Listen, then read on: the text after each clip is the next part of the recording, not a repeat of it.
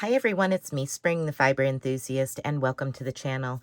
Today we're going to knit a cake cozy. So for instance, this is a cake and we're going to make a knitted cozy to go around your cake. Now this is a worsted weight cake of yarn. It is Basic Stitch by Lion Brand, and these are, let me see if I can find what size they are. Might be easier just to stick it in the thing. I think this is a 6mm US 8 is what it says. So, yep, it's an 8. Okay. So, first thing you're going to do is you're going to cast on a total of 10 stitches. Now, you can do that however you wish.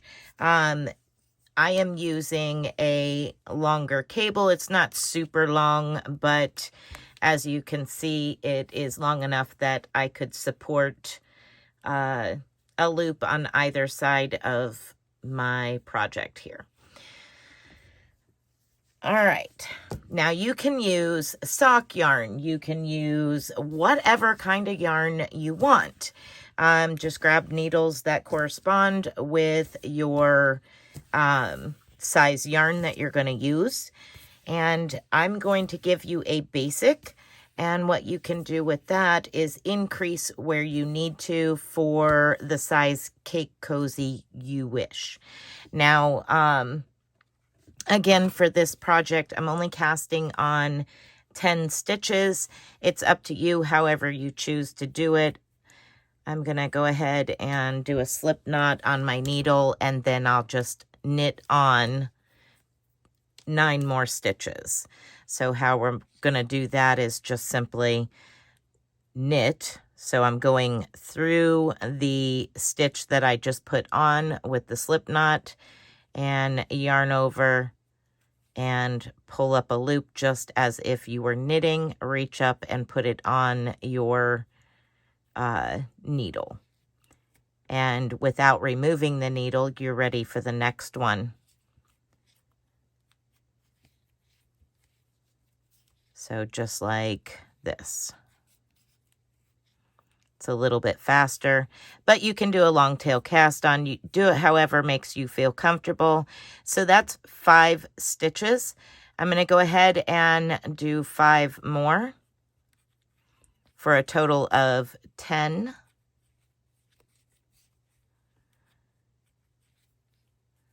So we got 3, 6, 7, 8, 9, and 10. There we go.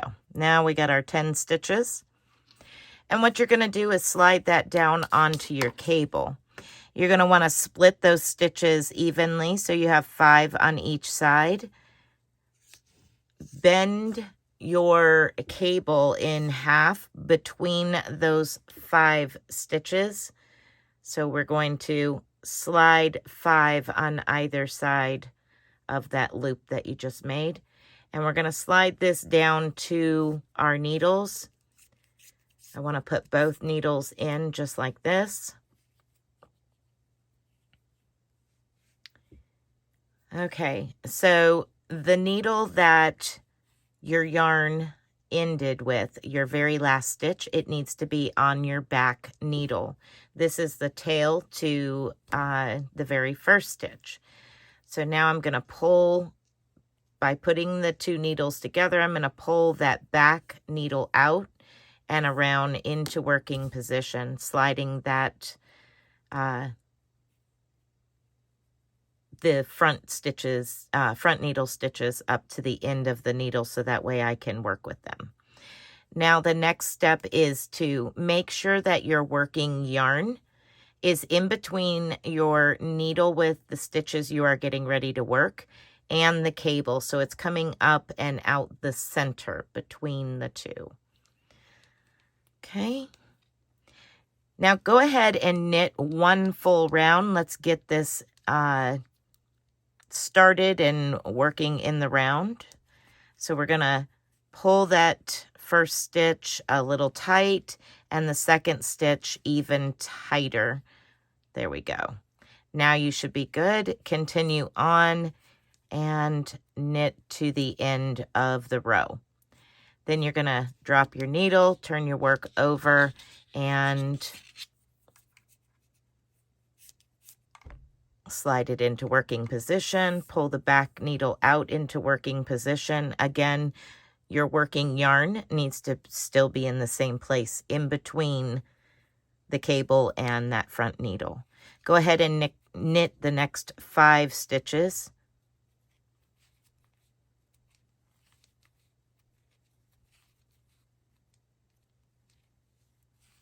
There we are. Okay, so now we're going to once again turn our work, and that's just a basic on how to use your magic loop method for knitting in the round. Now we're going to start working on the pattern itself. What you're going to do is you're going to constantly increase. You're going to increase every single round. On your increases, how you're going to do it is you're going to knit 3. So knit 1, 2, 3, and then knit front and back of the next stitch. Knit 1, turn your work, slide your needle in, pull back needle out, and knit 2 more. 1 and 2. Knit front and back on your next stitch. And knit the last 2. Now we're going to repeat that. Going to turn your work back around. Slide the front needle down into your stitches. Pull the back needle out into working position. And we're going to begin again. Knit your first 3 stitches. 1, 2, 3. Knit front and back of your next stitch.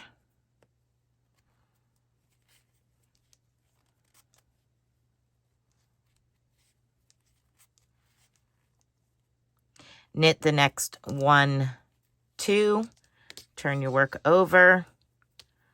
Pull that front needle down into your stitches. And the back needle out into working position.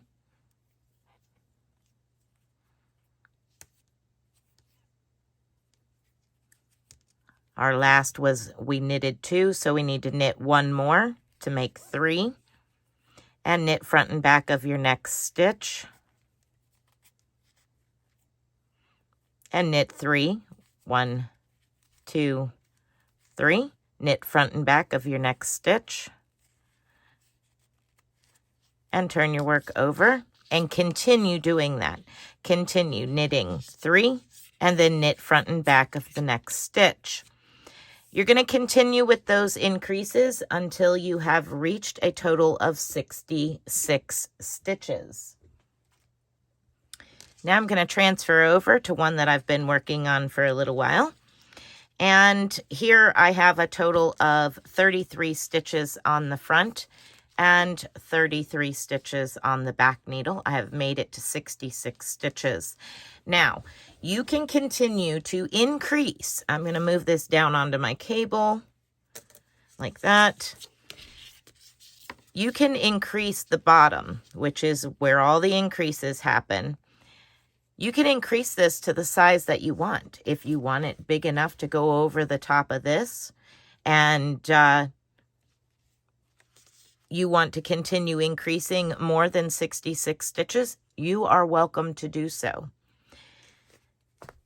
The main thing is when you get to that point, you're going to need in multiples of 3. So continue increasing until you are at that point and you have multiples of 3, whether it be 66 stitches or more. In fact, I'll go ahead and show you what it looks like on this This is the Rainbow Rhapsody from Yarn Bee. It is, almost 200 grams. So if I put that in here and pull this up, so that way it's on, that's what it looks like. It does fit over the top at 66 stitches. Now again, this is worsted weight. If you use sock yarn, you're going to probably need to increase more than 66 stitches, unless you're doing it for something like a 50-gram ball. There's a huge difference. All of that depends on you and your stash and what you choose to make your cozy size. I'm going to call it quits after the next round. I'm going to show you how to work your stitches after you've increased to 66 stitches. And then I will show you how to bind off with an extra stretchy bind off. So that way your cake cozy can sit in it nice. And you don't have a problem with trying to get the cake cozy around the cake of yarn. Okay, so once you have your 66 stitches, your first stitch is going to be a purl stitch. So this is going to be your repeat for your round in multiples of 3. Purl 1, knit 2. And you will repeat that all the way around for as many rounds as you need to reach the height of your cake that you so desire, whether it be here or above your cake. That all depends on the size cake you're trying to put the cozy around. Completely and totally is up to you. This is just a basic guideline as to a very, very simple knitted magic loop style cake cozy using worsted weight and knitting needles to match and my numbers. I cast on 10 stitches and I split them in half. I start working in the round, and every 4th stitch I increase until I am at the point of 66 stitches with worsted weight. Then I have my multiples of 3, so purl 1, knit 2, purl 1, knit 2. So this would be a 1x2 ribbing or a 2x1 ribbing, 1 purl and 2 knits. I'm going to go ahead and finish this round, and then I'll come back and show you how to cast off. Okay, so we're going to cast off in pattern, but we're going to add an extra step, which will create this extra stretchy bind off. My first stitch is a purl stitch. I'm going to go ahead and purl it. The next stitch is a knit stitch, and I'm going to knit it. So that stitch is a knit. I'm going to zoom in, and we're going to do this up close and personal. So that stitch was a knit. So now we're going to insert our left needle back into both of those stitches and knit those stitches together. That is the extra step for the knit, knitting those together. The next stitch is a knit, so I'm going to knit it, and once again, I'm going to knit those two together. So instead of pulling this back one up over the top of the front one, how we would normally bind off, we're adding a step. So we're going to knit these together. Basically what we're doing is adding an extra stitch.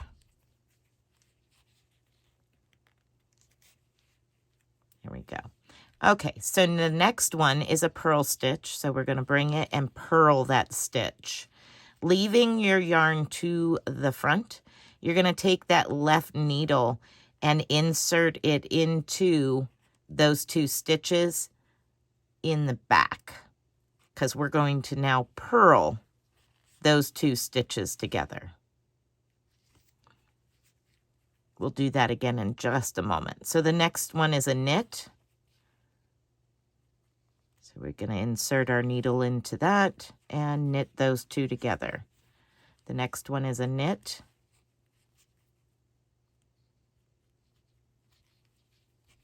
And knit those two together. The next one's a purl, so now we're going to purl that stitch, leaving the yarn in the front, taking your left needle and inserting it into those stitches and behind your working needle, and purl those stitches together.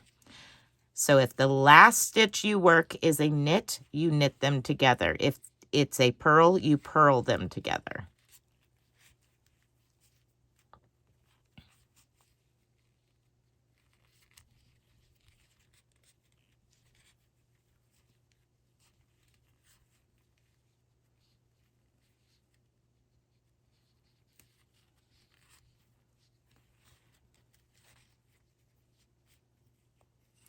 All right, I'm going to continue working around the top here, casting off or binding off.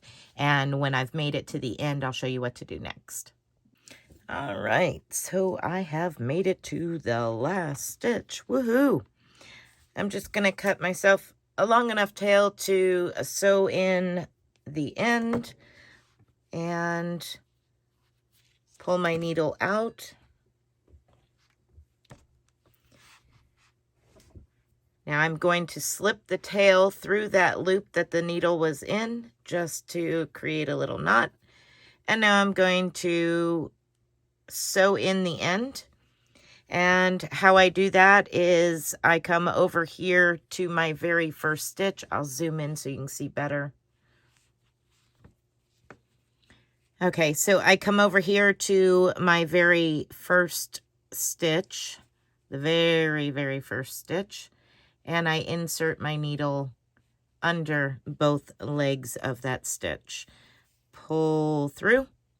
And now what I do is go back through the last stitch and once again through that first stitch, just kind of bringing them together nice and neat. And then finish sewing in the end, which I usually do in one of my rib section here.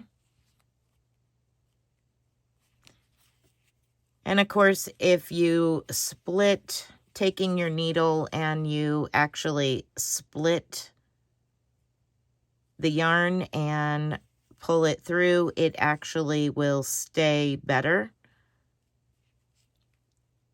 Sometimes a darning needle don't allow you to do that with certain yarn. But at any rate, there's your tail end for that. And then the other end, you can either sew it around so that way it cinches tight. Let me zoom back out a little bit. You can sew this tail around those stitches and draw them up nice and tight if you would like. You can use it as a little differently. You can put it over the top of your cake like this and bring your tail through that hole. Or you can use it like such. Get it all nice and up around your cake. Now again, the best thing to use would be your sock yarn, something that's got more elasticity than this particular yarn. I would most definitely use your Stretchy bind off because that's going to allow you to get this cake of different sizes into your cake cozy. But again, this is a very, very, very basic cake cozy using the magic loop method with a 1x2 ribbing and all your increases on the bottom. Now you can do with this however you wish. You can use sock yarn, you can use DK weight, you can use cotton, acrylic, whatever you want. This is just something to get you started and yeah, go from there. Increase as much as you want. Just make sure that you end in multiples of 3. So when you start doing your 1x2 ribbing, you are set up for the multiples of 3. All right, everyone, I hope you enjoyed this very basic cake cozy knitting tutorial. If you did, please leave me a thumbs up. Let me know down in the comments section if you have made a knitted cake cozy, and did you use a pattern or did you just wing it? All right, everyone, be blessed, be a blessing, and until next time, bye for now.